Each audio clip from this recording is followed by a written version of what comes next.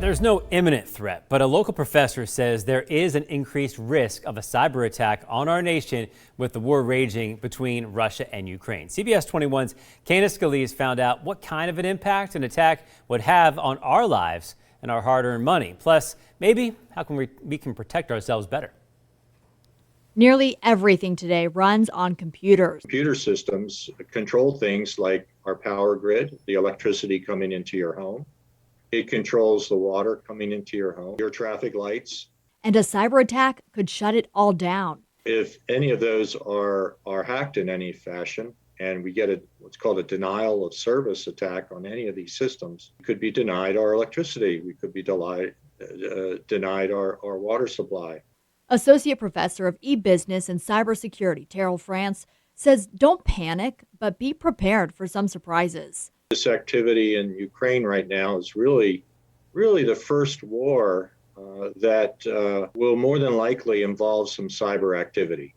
It is a strong possibility, and there's actually countries that are actively working to hit at our cybersecurity, our computer systems.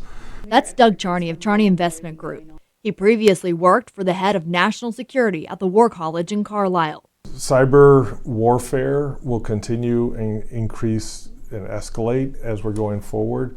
And as a nation, we really need to be putting more emphasis in this area, and I don't think we're putting enough into it. What is it that you guys are tracking as far as the world's finances, the U.S. finances, when it comes to banks, ATMs, and cybersecurity as a whole?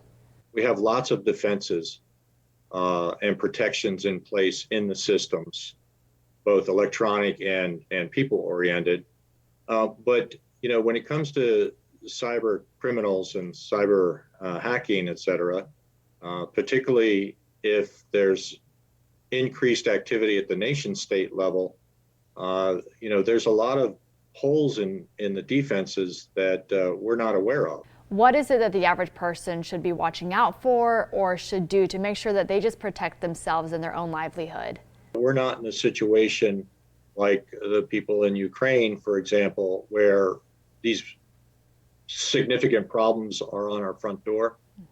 So we don't need to panic. Just think things through and, do what you have to do to make sure your family gets food on the table. Reporting for CBS 21 News, I'm Candace Scalise.